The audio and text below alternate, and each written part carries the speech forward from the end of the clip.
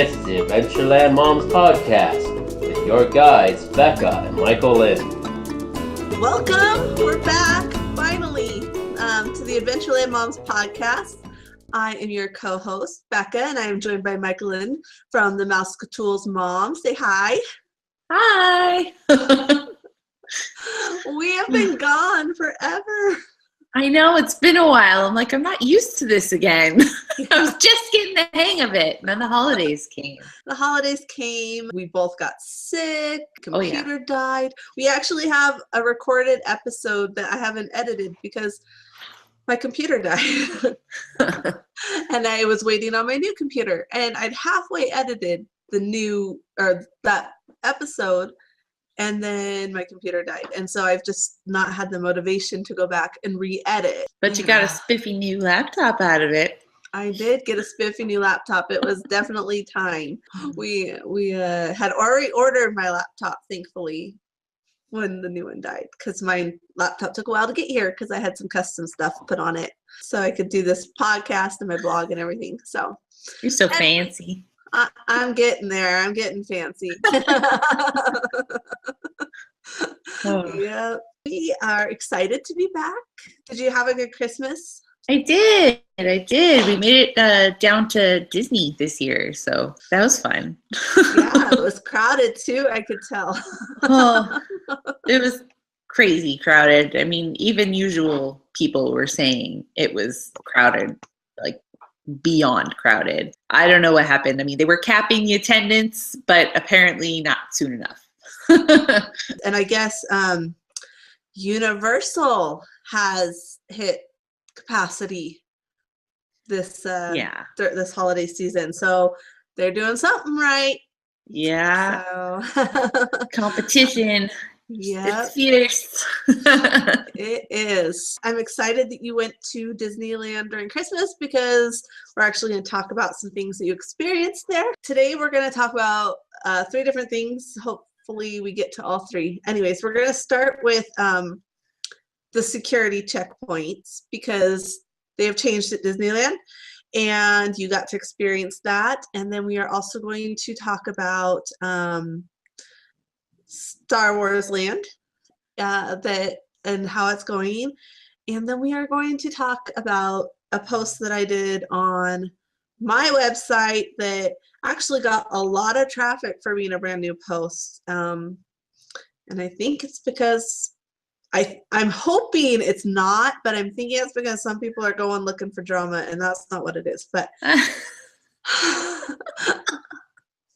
no drama with Becca. I think it's not drama. I think people just want to go and disagree with me. And so I think they're going and they're thinking they're going to be able to disagree with what I have to say. And hopefully they're learning something when they read the post because I haven't had anyone outright comment saying I was wrong. I've had some really good comments so far. But anyways, moving on. All right. So it was it before Thanksgiving? No, it was after Thanksgiving. Disneyland started moving their security checkpoints, guys. So yeah. Let me just explain. Before this happened, the security checkpoints were you didn't go through them to get to downtown Disney or to get onto the trams.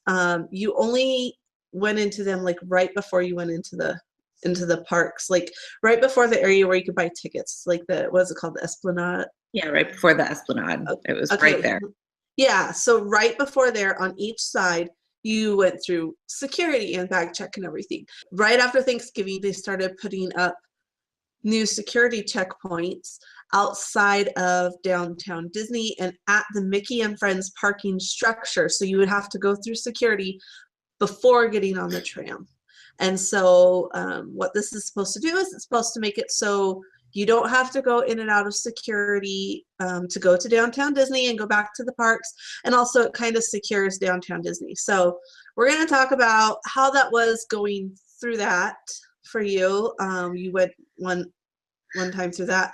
And then we're also going to talk about like what it affect, like some things that it might affect. So first off, I do want to say that they haven't changed the Harbor Boulevard side, right? That's still the same that comes on the shuttle from the Toy Story lot. That is the one I'm not sure of. I went to the other two main entrances, but that's the one I'm not sure of. Yeah, my understanding is that side is still the same, which makes sense because I mean, you basically walk up Harvard right to. I mean, you're not walking up and down to Disney. There's no real place to move it back to. Yeah, I mean, my understanding is that they will probably set up another station when they make the new parking area and stuff. And I'm sure this one will stay too for all the people that are walking right across the street, but we'll see. We don't know how that's gonna work out. But this is only really for people entering from the Ball Road area and the parking structure, and then those that are coming from the Disneyland Hotel and Paradise Pier and that kind of stuff. So and the cinema lot. Yeah. Yeah. And the cinema lot. So go ahead and kind of tell us, what was your experience going through the new security checkpoints? There we go. The new security checkpoints. First off, I'm going to say that I like that the security is moved out of the Esplanade area because it was really tight there. You know, I mean, just coming off the tram and you go through the security and there's was trying to get into this one spot. It's all very jam-packed. Wasn't a fan of the placement. Glad it seemed temporary and glad it was temporary. The first one I went through was the downtown Disney one that was really far back by the Disneyland Hotel. It kind of runs right next to the ESPN zone.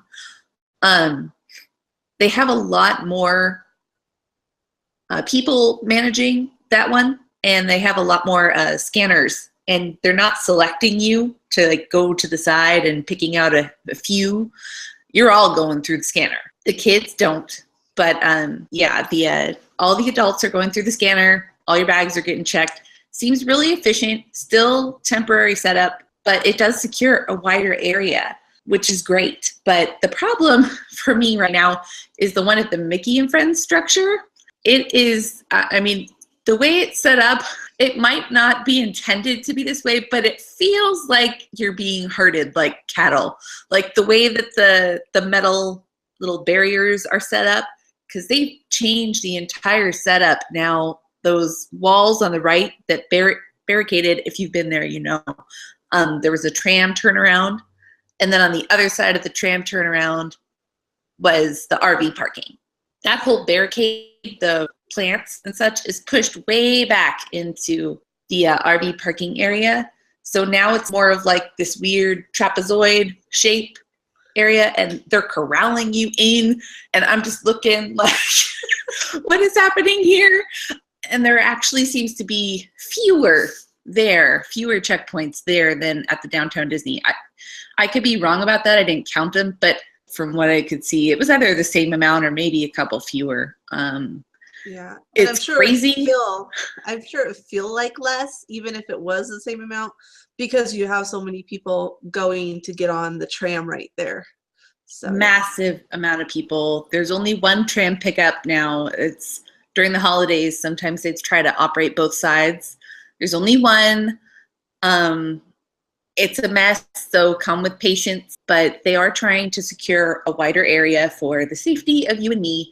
So again, just come with patience, especially during the holiday season or, you know, the summer or any peak time, really any time. Just come with patience. And I think eventually they're going to have to redesign that if they're going to keep it there like that, because it's not, if you've been to the Mickey and Friends parking structure, it was not set up for this. It was set up, you come down an escalator from the parking structure, and that was you're right there in the loading zone for the trams, and you could have, I think there were four or six spots that trams could load.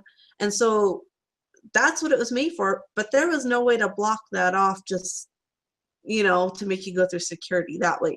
So it was never really built to have the security there. And I think that's something they're going to have to redesign if they want it to run like it used to, you know, with the 4 to 6 trams running continuously. So we'll see what they do with that. Who knows? it does look interesting there, and I agree. I haven't been, but I agree from the pictures I've seen, it does look like they're herding cattle. It really feels that way too. I didn't expect it to feel that way. I thought, well, it'll still be. No, it feels like you're being herded. It's weird, but yeah. Again, patience with Disney, that they'll figure it out, and it won't be that way forever. So, okay, a couple things people are wondering. Strollers, how's that working with, did you take a stroller when you went? How's that working with getting strollers through the security right there? That kind of stuff. Getting strollers through works pretty much the same way it used to. You push the strollers through, they're not going through the you know what I'm saying? The scanner, yeah. Yeah, the metal detector. I'm sorry, my words are escaping me. Great for a podcast. Yeah. But yeah, so those and children in them do not go through the scanner. Those just get slid around. If you have a basket or something attached to it, they'll ask you to kind of, fluff it up so they can see that there's nothing in there, or they'll dig through it, whatever it is, but nothing intrusive. It's, adults go through the scanner, kids to the side. It's pretty straightforward, and they do seem to be operating it very quickly and efficiently, which is great, especially for the holidays. So good job, Disney. That's good. See, it's been so long because we took our year, which is going to end up being a year and a half off. When last time I went, they didn't even have the metal detectors. So that's how long it's been since I've been to Disney. So it's going to be a totally new experience for us. Oh, you're dating yourself, Becca. You're dating yourself. No. People are going to think I'm not a reliable source. Anyways, so here's the other thought I've had about this. So I had a post that went a little bit viral in my terms for my small blog this summer. It was the items banned at Disney post. And one of the items I mentioned was banned at Disney was like the coolers you can pull behind you, or that kind of stuff. And people kept saying, well, it's not banned at Walt Disney World. Well, technically it is banned at Walt Disney World if you look on their page. But the problem is where the checkpoints are compared to where their lockers and their picnic, their areas are to store that stuff. People can get them into some of the parks.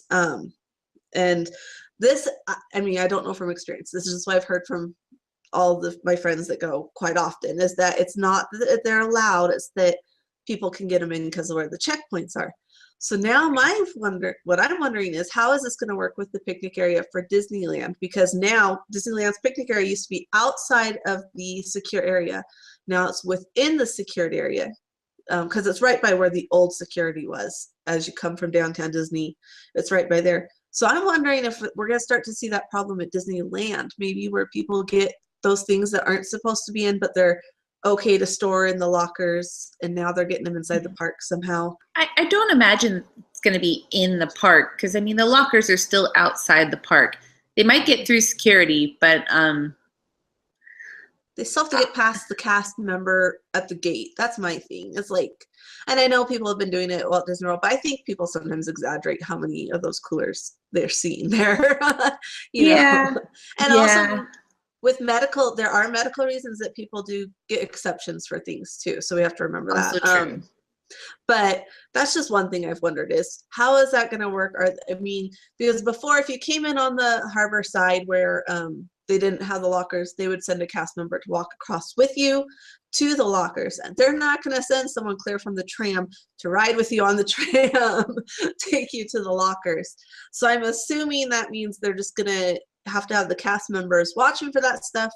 And so we might see a few sneak in, maybe because cast members don't pay attention, or people hiding them, like if you have a stroller too, but that kind of thing. But I don't think it's going to be a huge problem personally. I don't think so. Something I've wondered about.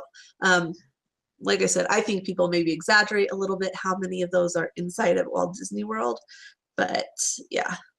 Anyways, that was something I've just been wondering that in my mind, just because, mostly because we utilize the picnic area. And so it's been in my mind, how is that going to work going past security now, where we have these big coolers, but we're planning on putting them in the locker, but that kind of thing. How can they guarantee it? And I guess they really can't guarantee, but who really wants to haul around a big cooler all day? Not me. No, I want to sit on the cooler and be rolled around Disneyland. That's what I want. Yeah. Just treat it as my stroller. That's what I want. Exactly. So the other fun thing, you actually did a post on this. So before we get started, I want to let you guys know she has a post on this, and we'll link that in the description of this podcast. But you got to take a small sneak peek at Star Wars Land. Little one. Yeah, just a little one. It was a little sneak peek. And I mean, it was very little. There's really not too much to point out at this point. There's a few things that I thought maybe I could kind of make out or place, but not much. It's mostly construction vehicles, dirt, lots of dirt, construction walls. That's about it. But in general, the pathway that goes from Big Thunder Ranch all the way to Fantasyland is what they opened because of massive holiday crowds. I don't think they were anticipating doing it, and I'm happy because I got a little preview and I got excited.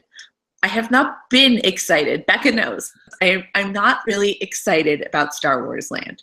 I'm sorry. I like Big Thunder Barbecue. I like the goats at Big Thunder Ranch. I like Santa being there. I liked it, but it's gone. So on with the times. But I really got excited about it because the walkway's still the same. So that's reminiscent of that. As you look to the left, you see that they're pushing massive amounts of dirt up for big mounds. I'm assuming going to be big rocks and entryways at some point. And it looks like the train. There might be a bridge for the train right there on your left as you're heading from Big Thunder to Fantasyland. Again, can't guarantee it's for a train, but that's exactly what it looks like to me. So I'm going to go ahead and say that.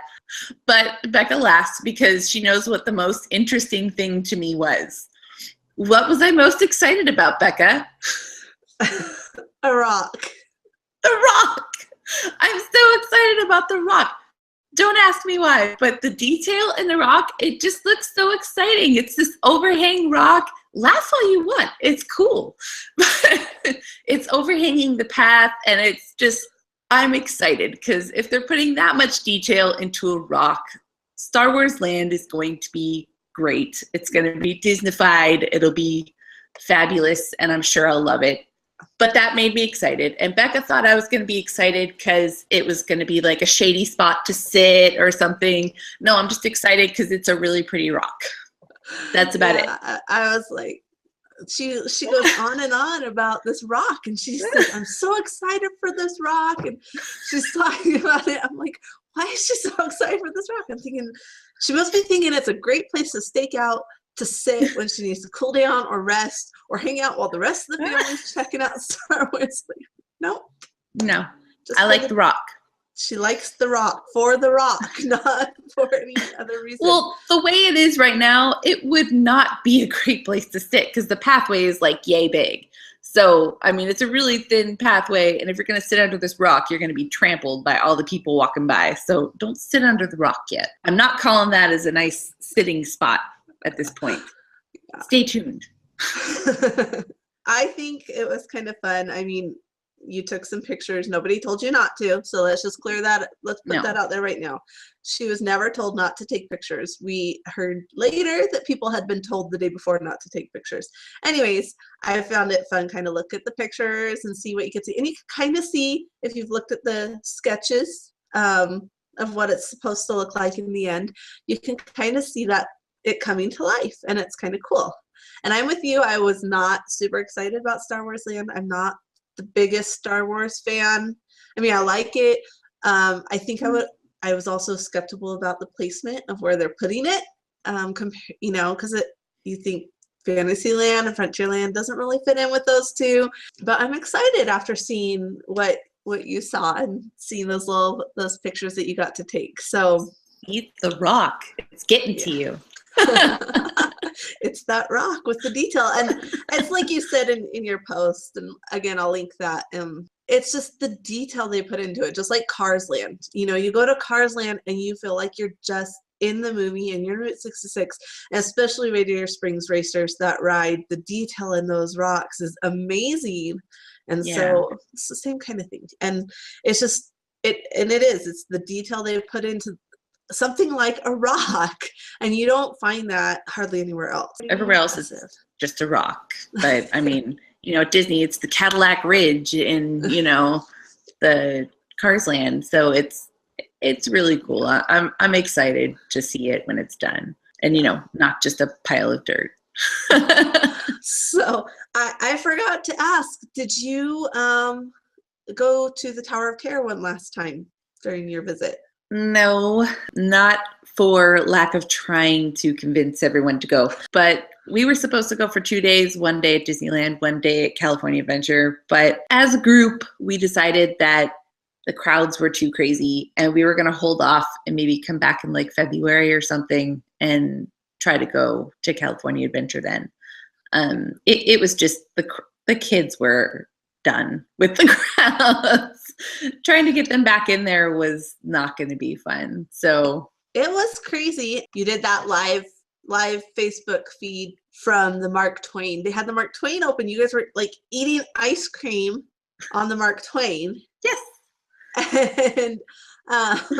And you showed over, Pirates of the Caribbean. And I've seen Pirates of the Caribbean, where they have the line, because I've gone at some pretty busy times, where the line goes way up to Haunted Mansion and back. But even everything, it was just packed. Like every direction you turn that camera, it was totally packed. It was just, everything. It was bumper to bumper, just people everywhere. That Haunted Mansion and Pirates line, though, that was like the worst area, because that Pirates, I'm not kidding, like it didn't just go over the bridge all the way down to Haunted Mansion and back, and then back again. It was a madhouse. And the Haunted Mansion, you could barely get around to get to the Fast Pass area, because there were people standing in a 2-hour line when there was a Fast Pass available for an hour later. But nobody knew the Fast Passes were available because they couldn't get to the Fast Pass area with the lines. They were all the way up to the French Market. They were all the way up there from here, all the way on the other side of the fountain to here. It was a madhouse. Oh yeah. But it looked like it. It was still fun, still magical, but a madhouse.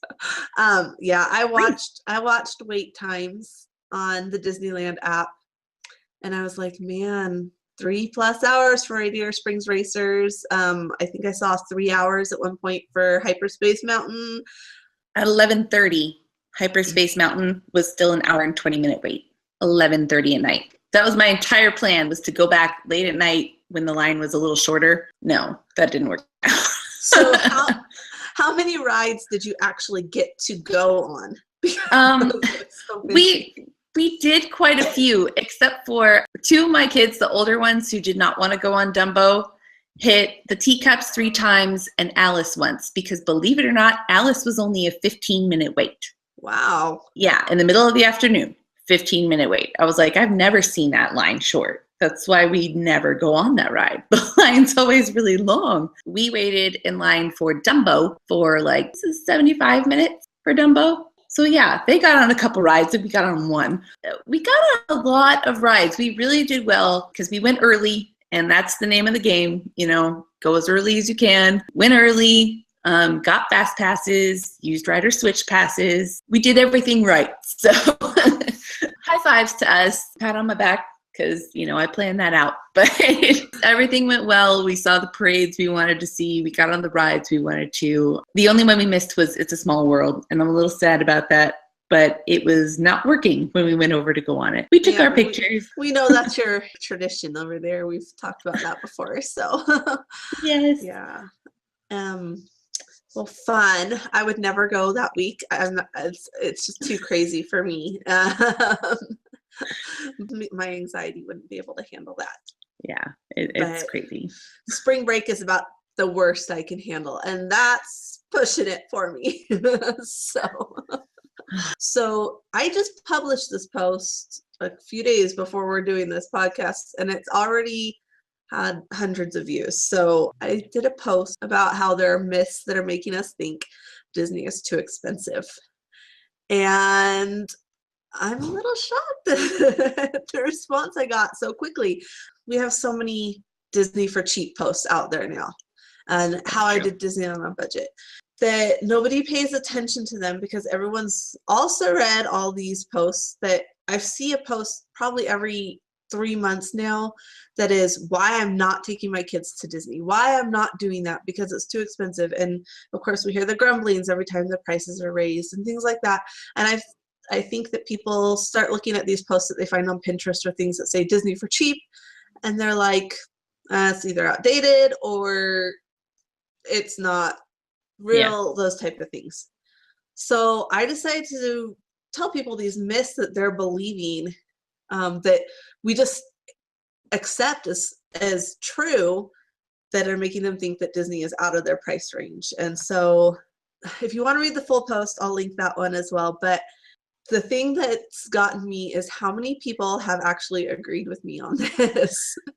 It's kind of crazy. So I talked about how the Disney community makes us think that we have to buy into all these things that Disney's putting out there. Like you have to get the dining plan, you have to stay on property, you have to do all these different things, or you're not, that it's the only way. I don't know.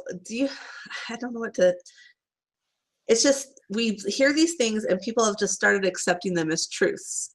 Do you get what I'm saying? Like people don't ever think to go to Disney World and not stay on property anymore. And while it's great if you can stay on property, that's great if that's what you want to do. If that's the thing that's keeping you from going to Disney is that you can't afford to stay on property, why not look at staying off property? Because we are now at this point where we have people telling us it's not worth going if you're not staying on property, especially if you're in Disney groups. They're like, oh, it's not worth it. You don't have the same magic. And yes, there are perks to staying on property. But the point I'm trying to make to people is if it comes down to no Disney at all or staying off property, or no Disney at all or having the dining plan and not having the dining plan, those are things you need to look at. Is it really that you can't afford Disney, or is it that you can't afford Disney the way people are making you think you need to do Disney? Well, I definitely agree with you. I mean, if you're going to do, if you want to do on property or no Disney at all, I mean, I definitely say forget that and look at off property and see if you can afford it. But I mean, if you watch the Disney, advertising videos, or you look at all the fancy, hotels out there that they have some great places to stay. And some people are just like, that's the Disney experience. That's what I want. And you can want it all you want, but if you can't afford it, it's never going to happen. Exactly. Unless maybe you save and save and save and save for years, and then you can do it once. Yeah.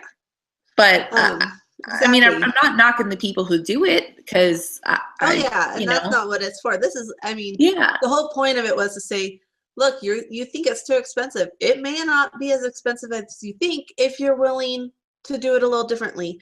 And what kind of inspired the whole post was, have you seen the new commercial that Disney has out? It's all about the perks you get for staying on property. That's all the commercial covers. It doesn't cover like meeting it's not about the experience in the parks. It's specifically about the perks for staying on property. I was just like, man, people see this and then they think they have to stay on property because there are perks. I'm not going to lie. You do get extra time in the parks. You can get the wake up calls. You can get, all these different things. But it's not the only way to Disney. And so that was one of the myths. And I kind of went into all the different details. And I went into like discounts, like people thinking the dining package is the best discount out there. And I went into how it may not be the best discount. Maybe the room discount's better for you, those kind of things, and how you have to weigh the options. So I have, I think, like eight lists. And it goes to things about like from eating, how we believe we have to eat. You could save yourself $100 a day just by, narrowing down how many meals you eat in the park, that kind of thing. And I mean, that adds up $500 for a 5-day vacation or something. Okay, so this one is the one I wanted to address. Disney being how they keep raising their prices, and everyone's like, Disney is pricing me out. And I think people forget that they are comparable to the other theme parks price-wise. I mean, they honestly are. And so we can't just say Disney is too expensive and Disney is pricing us out. I think we need to change that. If you're going to say Disney is too expensive, you just better be saying theme parks are too expensive. You can't just say Disney. I mean, they are more expensive than a few of the theme parks in our area, but look at what you get at Disney. Yeah. The bang for and your I'm not buck going to is say there. anything, but Yeah. just look at what you get. All of the little things that you don't think about, the clean bathrooms, the clean. The fast passes for free where other parks charge. Exactly. I mean, there's a lot. And those other parks that are charging for fast passes are within a $10 range of the ticket price of Disney. So just saying. So anyways, I was a little shocked that post that it got so many views so quickly, especially because I didn't really promote it much. I mean, I did my normal promotion posting on Facebook and that kind of stuff. I think people really believe they're like, there's no way. I think they go on that post wanting to prove me wrong.